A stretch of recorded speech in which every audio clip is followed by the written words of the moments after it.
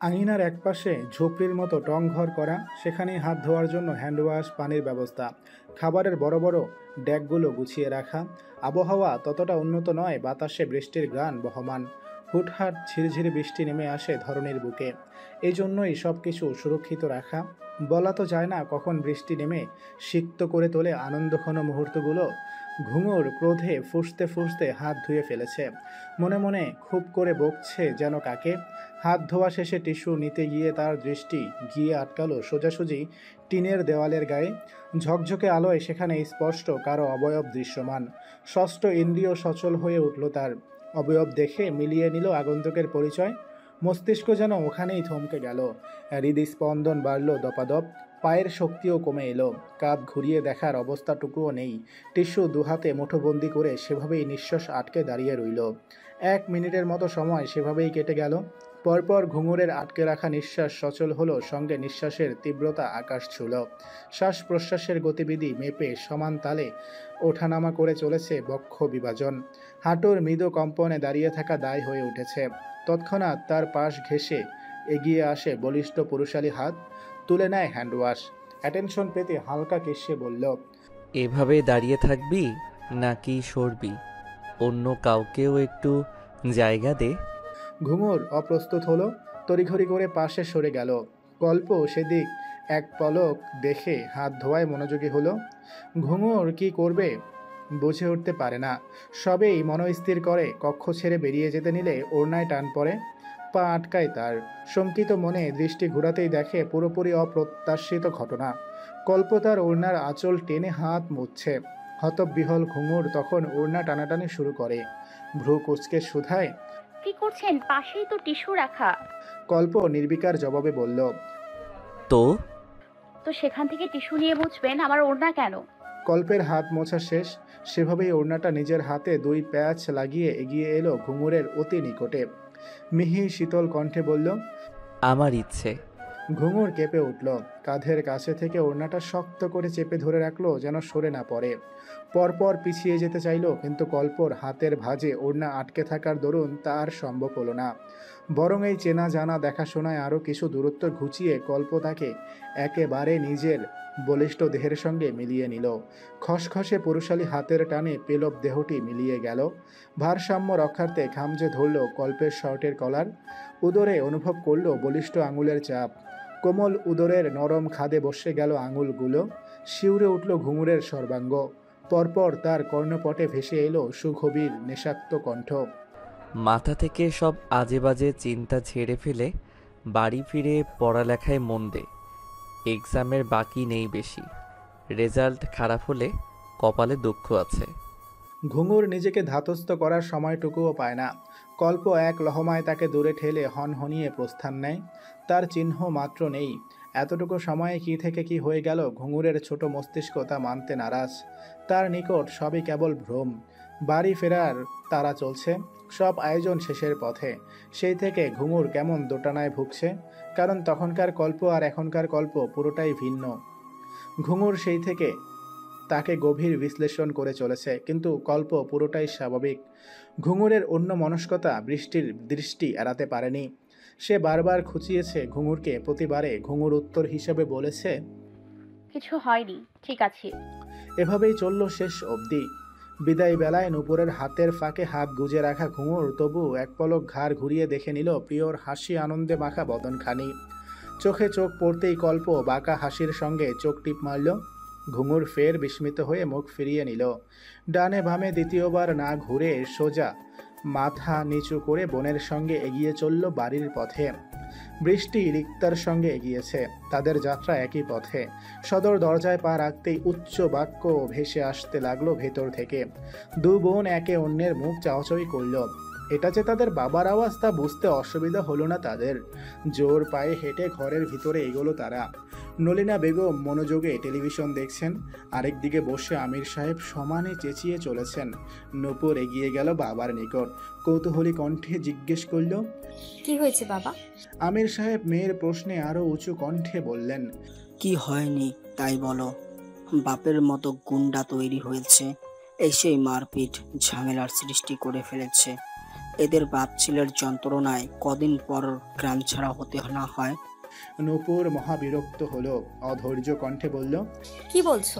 কেন বলছো? পরিষ্কার করে বলো। ওই যে গুণধর বাপের গুণধর পুত্র ঘুঙুরদের কলেজে গিয়েছিলেন আজ, গিয়েই ইমদাদের ছোট ছেলে লিমনকে মেরে ধরে হসপিটালাইজড করে দিয়েছে। বোঝো কাণ্ড। ইমদাদ কি এখন ছেড়ে দিবে? ভালোই তো করেছে। ছেলেটার স্বভাব চরিত্র ভালো ছিল না, নিশ্চয়ই কোনো অপরাধ করেছে। শুধু শুধু কাউকে কিছু বলার মতো ছেলে কল্প ভাই নয়। খুব মানুষ চিনতে শিখেছো দেখছি। যাও এখন নিজের ঘরে যাও। বাবার ধমক খেয়ে স্পষ্ট ভাষী নূপুরও চুপ হয়ে গেল, মাথা নিচু করে চলে গেল নিজের ঘরে। আমির সাহেব সেদিক আর চোখে চেয়ে বিড়বিড়িয়ে বললেন, একটা কেউ বোঝাতে পারলাম না, ইমদাদ যদি কোনো অঘটন ঘটিয়ে বসে তখন? ঘুঙুর সেভাবেই দরজার পাশে দাঁড়িয়ে তার ভাবনার গভীরে। এতক্ষণের কথাবার্তায় এতটুকু বুঝেছে, মারপিটের খবর পেলেও কেন মেরেছে সে খবর এখনো বাবার কান অব্দি যায়নি। নয়তো তার কপালে খারাপই ছিল। শুকনো ঢোক গিলে মানে মানে নিজের ঘরে কেটে পড়ার উদ্দেশ্যে চুপি চুপি পা বাড়াতেই ভেসে আসে আমির সাহেবের নিরেট কণ্ঠ, ঘুঙ্গুর, এদিকে এসো। পথিমধ্যে থমকে যায় ঘুঙুর, আরেকটা ঢোক গিলে বাবার নিকট এগিয়ে যায়। সামনে আসতেই মেয়েকে আপাদ মস্তক দেখে নেন আমির সাহেব। পরপর বললেন, বাবার সঙ্গে দেখা না করে চলে যাচ্ছিলে? ঘুঙুর আমতা আমতা করে বলল, হয়েছে কি বাবা, শরীর খারাপ লাগছিল তো তাই। মুহূর্তে আমির সাহেবের চেহারার রং পাল্টে গেল। কঠোরতা ছেড়ে ফেলে উদ্বেগ নিয়ে উঠে দাঁড়ালেন, মায়ের গায়ে মাথায় হাত বুলিয়ে বললেন, কোথায় কি হচ্ছে বলো আমাকে, বেশি খারাপ লাগছে? দাঁড়াও দাঁড়াও, অতটাও খারাপ লাগছে না, জাস্ট টায়ার্ড, রেস্ট নিলে ফিট হয়ে যাব। ও আচ্ছা বলছো। একদম। আচ্ছা যাও তবে রেস্ট করো। ঘুঙুর মাথা নেড়ে চলে যায়। চলতি পথে মায়ের মুখোমুখি হলে বোঝা যায় মা তাকে কিছু বলতে যাচ্ছে। নিশ্চয়ই ওখানে কি করলো, খেলো, এসবই জিজ্ঞেস করবেন। ঘুঙুর চোখের ইশারায় বাবাকে দেখিয়ে চলে গেল। পরপর আমির সাহেব আবার কিছু বলার জন্য প্রস্তুতি নিচ্ছিলেন, তার আগেই নলিনা বেগম তার দিকে রিমোট তাক করে শাসিয়ে বললেন, খবরদার, আপনার এই ভাঙা রেডিও এখন আর শুনতে চাই না। চুপচাপ ঘরে গিয়ে শুয়ে পড়ুন। কি আজব সিরিয়াল দেখছি তো। আমির সাহেব কথা বাড়ালেন না আর। এতক্ষণ মেয়েদের নিয়ে চিন্তায় বসে বসে এত সব বকবক করেছেন। মেয়েরা ফিরেছে, এখন তিনি নিশ্চিন্ত। সত্যিই কি তিনি নিশ্চিন্ত? এমদাদ লোকটা মন্দ নয়, তবে আতে ঘা লাগলে ছেড়ে দেওয়ার মতো মহানও সে নয়। এমদাদ শেখ ক্রোধে গজগজ করতে করতে পায়চারি করছেন। ভেতরে লিমন অবচেতন অবস্থায় পড়ে, জ্ঞান আসে আবার যায়। সকাল থেকে এটাই চলছে, অবস্থার কোনো উন্নতি নেই। বড় ছেলে ইমন গ্রামের বাহিরে আছে, তাই এখনও তাকে কিছু জানানো হয়নি। সে ফিরলে এই ঘটনার একটা পাকাপোক্ত ব্যবস্থা নেওয়া হবে। বয়সের ভারে এখন আর তোড়জোড় করে কোনো কিছু করা হয়ে ওঠে না, সব কিছুই ছেলেরা মিলেই সামলায়। স্ত্রীটাও তাকে নিঃস্ব করে পরলোক গমন করেছেন সেই কয়েক বছর আগে। ছোট ছেলেটার এমত অবস্থায় এখন ন্যূনতম সান্ত্বনা দেওয়ার মানুষটুকুও তার পাশে নেই। ভাঙা শরীরে প্রবল ক্রোধ নিয়ে বেঁচে আছেন। সোনালি রোদে জানালাটা ঝকঝক করছে। খুব বেশি বেলা হয়নি, জানালা খোলা থাকায় মৃদু পবনে জানালার পর্দাগুলো হালকা দুলছে। ঘুঙুর সবেই ব্ল্যাঙ্কেট সরিয়ে পিটপিটে চোখে জোড়া বাহিরে এনেছে। রোদের ঝলকানিতে চোখ পুরোপুরি খোলা দায়। আর মোড়া ভেঙে সোজাসুজি বিছানায় ঠেস দিয়ে বসলো সে। বালিশের পাশ থেকে অলস হাতে ফোনটা নিল, স্ক্রিন অন করে সময় দেখলো সকাল 8টা। পরপর ফেসবুক লগ ইন করে সেখানে একটু নজর বোলাতেই তার মনোযোগ ঘুরে গেল আরেক দিকে। জানালা থেকে ধেয়ে আসা সমীরণের সঙ্গে ভেসে আসছে সুমিষ্ট ঘ্রাণ। চট করে ঘুঙুরের মস্তিষ্ক সজাগ হয়ে উঠল। পুলকিত হলো মুখশ্রী, এটা তো পিঠার সুঘ্রাণ। ফোন টোন দূরে ছুঁড়ে চট করে বিছানা ছাড়ল সে। তড়িঘড়ি করে গেল ওয়াশরুম। নিশ্চয়ই মা পিঠা তৈরি করেছেন। শীতের সকালে গরম গরম পিঠার স্বাদই ভিন্ন।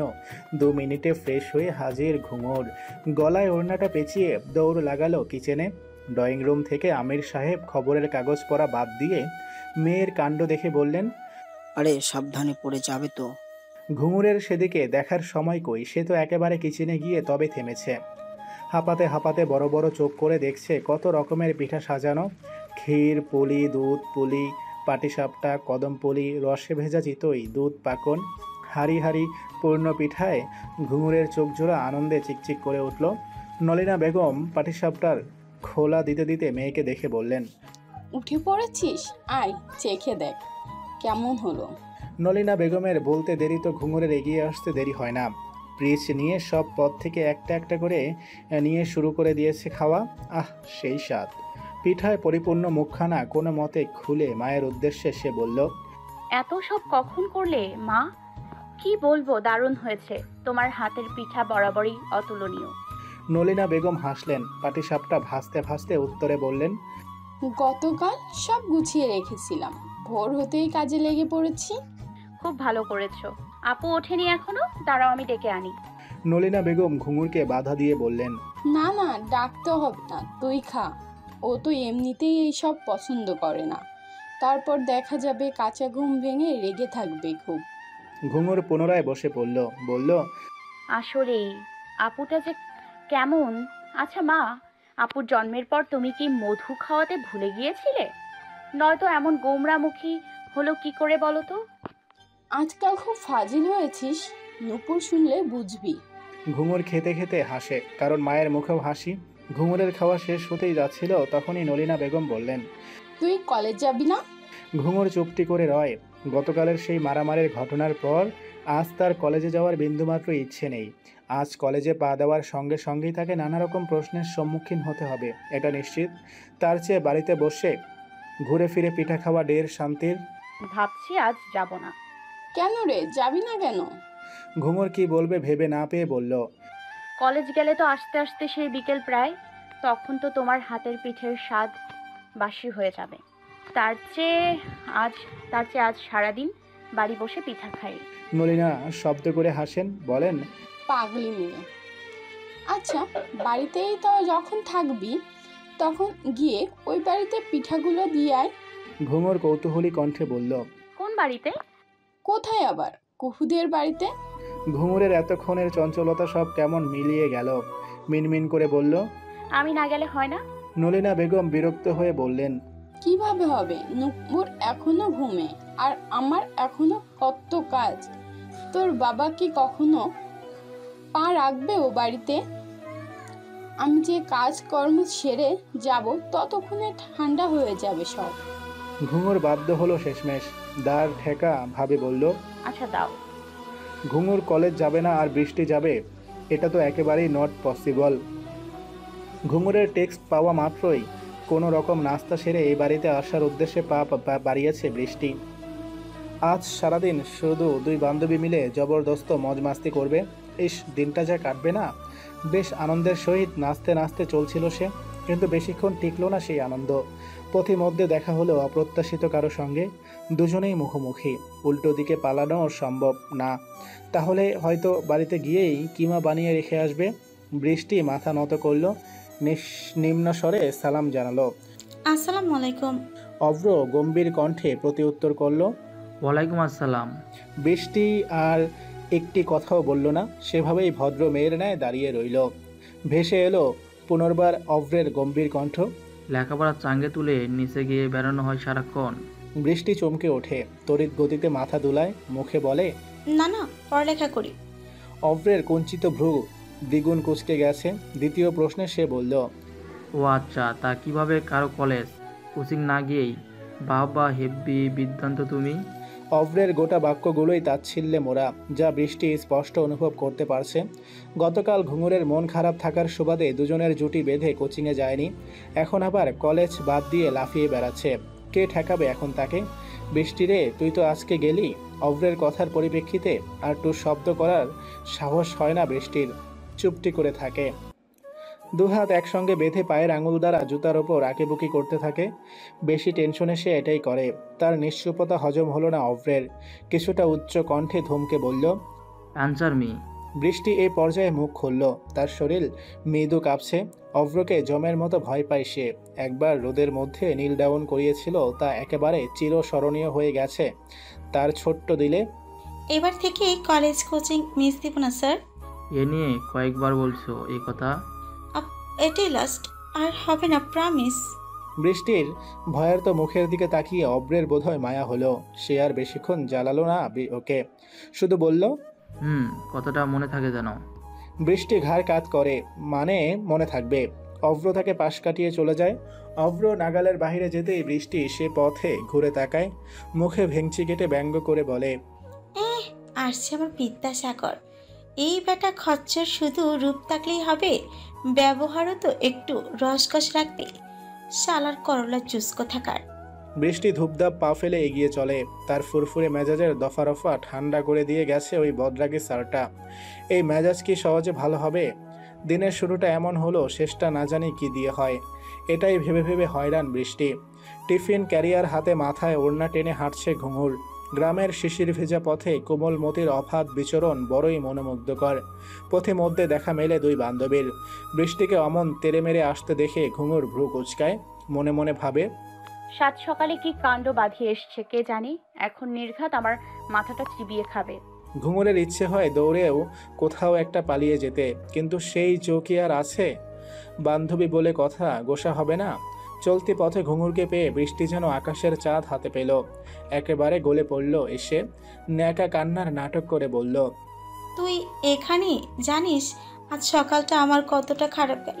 না জানি সারাদিনে আরো কত কি হয়। ঘুঙুর চোখ মুখ কুচকে বলল, কি হয়েছে না বললে জানবো কি করে? ওই বেটা করল্লা সকাল সকাল একেবারে সশরীরের সামনে হাজির। তারপর আর কি যা পেরেছে তাই বলে শাসিয়ে চলে গেছে।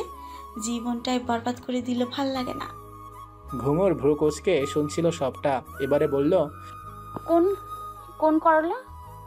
কে আবার? ওই যে মিস্টার অভ্র চৌহান। বৃষ্টি কণ্ঠ মোটা করে ব্যঙ্গ করে বলল। নামখানা যা শুনে ঘুঙুর এক দফা হেসে নিয়েছে। হাসি থামিয়ে ঘুঙুর বলল, নে হয়েছে, এবার চল তো আমার সঙ্গে, এগুলো দিয়ে আসি। কি আছে এতে? পিঠা। গল্প ভাইদের বাড়ি যাবে নিশ্চয়। হ্যাঁ, তোর জন্য আছে, মা আলাদা করে তুলে রেখেছে। আচ্ছা চল। খাদিজা বেগম উঠোন কুড়াচ্ছিলেন। কাজের মেয়েটা কয়েকদিন ধরে ছুটিতে। এই গাঁও গ্রামে হুটহাট কাজের লোক পাওয়া মুশকিল। এখন এত বড় সংসারের কাজ তাকেই সামলাতে হচ্ছে। ঘুঙুর বৃষ্টি সেই সময় উপস্থিত হলো সেখানে। খাদিজা বেগম ওদের দেখে ঝাঁটা ফেলে এগিয়ে এলেন।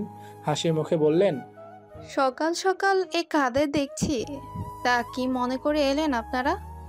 ঘুঙুর হেসে টিফিন ক্যারিয়ার এগিয়ে ধরে বলল, এগুলো দিতে।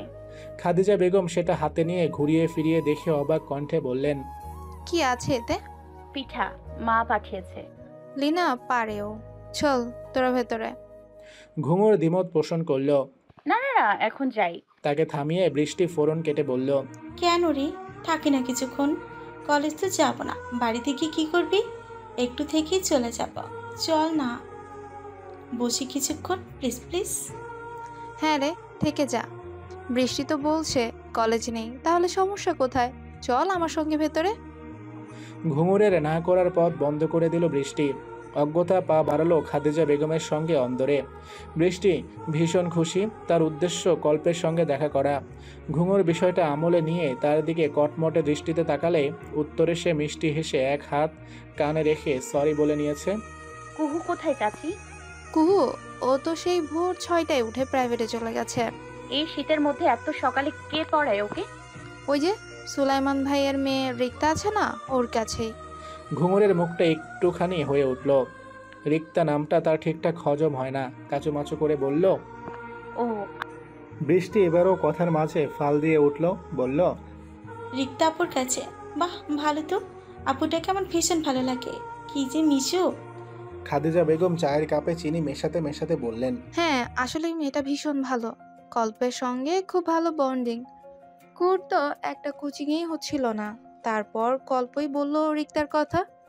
আমিও কথা বলে দেখলাম, ভালোই লাগলো। কুহুরও ওর কাছে ভীষণ কমফোর্টেবল।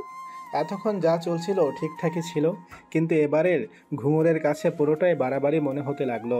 অসহ্য লাগলো সব। ইচ্ছে করলো ছুটতে দূরে কোথাও পালিয়ে যেতে। তার ধ্যান ভাঙে খাদিজা বেগমের ডাকে। তার হাতে কফির মগ, সেটা ঘুঙুরের নিকট এগিয়ে দিয়ে বললেন, কোথায় হারিয়ে গেলি? নে এটা ধর, তোর কল্প ভাইকে দিয়ে আয় গিয়ে। এতক্ষণে বোধহয় শাওয়ার নিয়ে বেরিয়ে গেছে। তার আবার সকাল সকাল কফি খাওয়ার অভ্যাস কিনা। ঘুঙুর চমকে উঠল, অবিশ্বাস্য কণ্ঠে প্রশ্ন করল। আমি? খাদিজা বেগম বললেন, হ্যাঁ, তুই ছাড়া কে? একটু গিয়ে দিয়ে আয় না মা, দেরি হলে চেঁচামেচি শুরু করে দিবে। আমার আবার চুলোয় তরকারি বসানো, রুটিগুলোও ভাজতে হবে। ব্রেকফাস্ট সেরে কল্প কোথায় একটা বেরোবে, তোর চাচাও উঠে পড়েছেন বোধহয়। আমার হাতে সময় কম। ঘুঙুর ধীরে ধীরে এগিয়ে নিল হাত। বৃষ্টি পাশ থেকে বলল, আমি যাই, আমাকে দে। খাদিজা বেগম দ্বিমত করে বললেন। না না, তুমি যেও না, চা ঠান্ডা হয়ে যাচ্ছে, আগে সেটা শেষ করো। বৃষ্টির হৃদয় আহত হলো। বলে চা খাওয়ায় মন দিল। ঘুঙুর চা নেয়নি, পিঠা খেয়ে তার পেট ভর্তি, তাই কোনো রকম নাস্তাই তার চলবে না। সেই সুযোগটাই কাজে লাগিয়ে দিল খাদিজা বেগম। ছোট্ট হাতের টোকা পড়ল দরজায়। ভেতর থেকে শব্দ হলো মৃদু। কল্প শার্টের হাতা ফোল্ড করতে করতে কণ্ঠ উঁচুতে উঠিয়ে বলল, কামিন। দরজা ঠেলে ভেতরে ঢুকলো ঘুঙুর। পরপর দরজাটা সেভাবেই ভিজিয়ে দিল। চোখ তুলে দেখলো কল্প ড্রেসিংয়ের মিররে চুল সেট করছে। তোরের চোখ নামিয়ে নিল সে। ভাঙা ভাঙা কণ্ঠে বলল, আপনার কফি। কল্প ভেবেছিল তার মা এসেছে, কিন্তু পুরোপুরি অপ্রত্যাশিত কণ্ঠ শুনে বিস্ময়াবিষ্ট চাহনিতে ঘুরে তাকালো সে। কোমলমতি স্নিগ্ধ মুখশ্রী খানা নজরে আসতেই চিরুনি থেমে গেল তার। মাথায় গোলাপি ওড়না, ওড়নার ফাঁক ফোকর দিয়ে বেরিয়ে আসা কেশরাশি, ভোরের প্রথম আলোর ন্যায় নমনীয় আদলখানি, গায়ে জড়ানো কালো রঙা শাল। অপরূপা মেয়েটির সব কিছুই তার বড়ই সৌন্দর্য লাগলো, বরং ভাবনার থেকেও দ্বিগুণ সৌন্দর্যপূর্ণ। চিরুনি যথাস্থানে রেখে সে এগিয়ে এলো ঘুঙুরের সম্মুখে। নিজেকে স্বাভাবিক করে বলল, তুই এখানে? ঘুঙুর কফির মগ এগিয়ে ধরে বলল, এটা দিতে। কল্প কফিটা নিতে নিতে বলল, এটা দিতে বাড়ি থেকে 7 সকালে ছুটে এলি? বাহ। মগ আদান প্রদানের সময় দুজনের আঙুলের ছোঁয়াছুঁই হলো। ইচ্ছেতে নাকি অনিচ্ছায় জানা নেই, দুজনেই শিহরিত হলো। কল্প থমকে গেল। ঘুঙুর উঠল অদেখা চোখে কেঁপে। কাপনের রেশ কাটিয়ে কোনো মতে প্রতি উত্তরে ঘুঙুর বলল, পিঠা দিতে এসেছিলাম। তারপর চাচি বলল, কি? কল্প বিছানায় ঘুঙুরের সোজাসুজি হয়ে বসলো। দুহাতে মগ ধরে কফিতে চুমুক বসাতে বসাতে ঘুঙুরের দিকে তাকিয়ে বলল, ও তাই বল, আমি তো ভাবলাম। ঘুঙুর পিটপিটে চোখে চেয়ে বলল, কার? কল্প কিছুক্ষণ চেয়ে থাকলো সেভাবেই। পরপর মাথা দুপাশে নেড়ে শীতল কণ্ঠে বলল, কিছু না। ঘুঙুর আর কথা এগোলো না। ছোট করে আসি বলে চলে যেতে নিল। বাদ সাধল কল্প। পুনরায় প্রশ্ন করে বসলো। কি হয়েছে? ঘুঙুর ঘুরে তাকালো, কৌতূহলী কণ্ঠে প্রশ্ন করল, কার? তোর। আমার আবার কি হবে? কিছু হয়নি। মন খারাপ? তাহলে? কিছু হয়নি, ঠিক আছি। কল্প কফির মগটা টি টেবিলে রেখে উঠে এলো। ঘুঙুর এভাবে তাকে এগিয়ে আসতে দেখে কিছুটা ঘাবড়ালো। পেছনে সরতে লাগলো এক পা করে। কল্প এগোচ্ছে, ঘুঙুর পেঁচাচ্ছে। কিছুক্ষণ পর ঘুঙুরের পিঠ ঠেকে গেল দেওয়ালে। আতঙ্কিত হলো সে। শিওর হতে পেছন ফিরে দেখে নিল পথ শেষ কিনা। সামনে ফিরতেই দেখলো কল্প একেবারে তার নিকটে। কল্পের এক হাত প্যান্টের পকেটে আর এক হাত দেওয়ালে রেখে ঘুঙুরের ছোট্ট দেহখানা আটকে রেখেছে। দৃষ্টিতে তার মাদকতা। ঘুঙুর শঙ্কিত মনে বলল, কি করছেন? সরে দাঁড়ান। কল্পের কাট জবাব, আগে বল কি হয়েছে। বললাম তো কিছু না। ঘুঙুর মাথা নদ্দ করে দুহাত একত্রে মশরামশরি করতে লাগলো। কল্প নিষ্পলক দেখলো তাকে। পরপর পকেটে রাখা হাতখানা বের করে শক্ত করে চেপে ধরল ঘুঙুরের চোয়াল। দাঁতে দাঁত চেপে বলল, ভালো কথা সহ্য হয় না তাই না? এখন বল কি হয়েছে, নয়তো এখান থেকে কিভাবে বের হস দেখব। ঘুঙুর ছাড়া পাওয়ার জন্য মরিয়া হয়ে উঠল। তার গালে ভীষণ ব্যথা করছে। অমন শক্ত হাতে চেপে ধরলে কম লাগবে? ইতিমধ্যে তার চোখ চিকচিক করছে। কল্পের নজরে পড়তেই সে তৎক্ষণাৎ ছেড়ে দিল তার গাল। আঙুল কুচিয়ে শাসিয়ে বলল, কি ভেবেছিস চোখের পানি ফেলে নাটক করলেই ছাড়া পাবি? আগে বল মন খারাপের কারণ, তারপর তোর মুক্তি। কল্প সরে গিয়ে দরজায় লক আটকে দিল। পরপর সোজা গিয়ে বিছানায় শুয়ে পড়ল। হাতে নিল ফোন।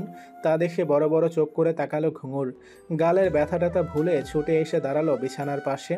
অস্থির কণ্ঠে বলল, দরজা আটকে দিলেন কেন? আমি বাড়ি যাব, বৃষ্টি অপেক্ষা করছে। ফোনের স্ক্রিনে চোখ রেখে কল্প বলল, তাহলে আগে সত্যি কথা বল, নয়তো সারাদিন এভাবেই আটকে থাক। পায়ের আঙুল দিয়ে সামনে মেয়েছে খুঁড়তে লাগলো ঘুঙুর। আঙুলের ভাঁজে আঙুল বেঁধে দাঁড়িয়ে রইল নত বদনে। ললাটে চিন্তার ছাপ, নিচের ওষ্ঠদন্ত দ্বারা চেপে ধরা। বোঝাই যাচ্ছে গভীর ভাবনায় মগ্ন সে। তার ভাবনার জল সমুদ্রের ঢেউয়ে ধাক্কা হিসেবে ভেসে এলো কল্পের কণ্ঠ, ওভাবে দাঁড়িয়ে কতক্ষণ থাকবি? পায়ে ব্যথা ধরে যাবে তো। তার চেয়ে বরং আমার পাশে এসে শুয়ে পড়, ঘুমিয়েও নিতে পারিস। ভাবনা চিন্তাগুলো না হয় স্বপ্নে দেখে নিলি। ছি। কল্প ভ্রু কুচকে বলল। কিসের ছি? ভালো বুদ্ধি দিলাম, সহ্য হলো না তাই না? ঘুঙুর ফোঁস করে উঠল, বলল, এটা আপনার ভালো বুদ্ধি? আজব। হ্যাঁ, খারাপ কি? একসঙ্গে যখন থাকতে হবে তখন না হয় মিলে মিশেই থাকি। কে বলেছে আমাদের একসঙ্গে থাকতে হবে? তুই? ঘুঙুর অবাকান্বিত দৃষ্টিতে তাকিয়ে বলল, আমি কখন? তুই তো সত্যিটা বলবি না বলে কুলু পেটেছিস। আমিও সত্যিটা না শুনে ছাড়বো না। সো শেষমেশ কি দাঁড়ালো? মোরাল অব দ্য স্টোরি, তুই সত্যিটা বলছিস না, তাই এ ঘর থেকে তোর বের হওয়া হচ্ছে না। সুতরাং তুই আমার সঙ্গে এ ঘরেই থেকে যেতে চাইছিস, এজন্য সত্যিটা বলছিস না। ঘুঙুর মৃদু চিৎকার দিয়ে বলল, আহ চুপ করুন, আমি বললাম তো আমার কিছু হয়নি। আপনি কিন্তু এবার বেশি বেশি করছেন। বৃষ্টি আমার অপেক্ষায় আছে, চাচিও। এত লেট হচ্ছে, ওরা এখানে চলে এলে কি হবে বুঝতে পারছেন? কল্পের খাপছাড়া জবাব। কি হবে? আপনি সত্যিই বুঝতে পারছেন না কি হবে? কল্প হাতের ফোনটা পকেটে ঢুকিয়ে বিছানা থেকে নেমে এলো, মুখোমুখি দাঁড়ালো ঘুঙুরের। ঝুঁকে এলো খানিক। হঠাৎ এমন করায় ঘুঙুর চমকে উঠে দূরে সরতে নিল, কিন্তু তার আগেই তার পেলব বদনখানি ঠাঁই পেল কল্পের পুরু খসখসে বলিষ্ঠ দু হাতের আঁচলে। ঘুঙুর আরেক দফা অবাক হলো, চকিতে চাইল কল্পের মুখপানে। দৃষ্টিতে দৃষ্টি মিলল সুনিপন ভাবে। তনদ্দে কল্প শীতল কণ্ঠে বলল, কি হবে তুই বল। ঘুঙুরের কণ্ঠ রোধ হয়ে এলো। বলার মতো অনেক কিছু থাকতেও কিছুই বলতে পারল না, শুধু শঙ্কিত নয়নে চেয়ে রইল। উত্তর না পেয়ে পুনর্বার কল্প বলল, বল না কি হয়েছে, মন কিসে খারাপ তোর? এতটা আদরে কণ্ঠে আদরে স্পর্শে ঘুঙুর নিজেকে হারিয়ে ফেলল। কি হলো তার? নিজের সত্তা ভুলে হয়ে উঠল অজানা কেউ। নিজের মুখশ্রী আগলে রাখা কল্পের হাত জোড়ার ওপর বাড়িয়ে দিল দু হাত। কল্পের শেখানো কণ্ঠ মেনে বলে বসল, রিক্তা আপুর সঙ্গে খুব ভালো বন্ধুত্ব আপনার, তাই না?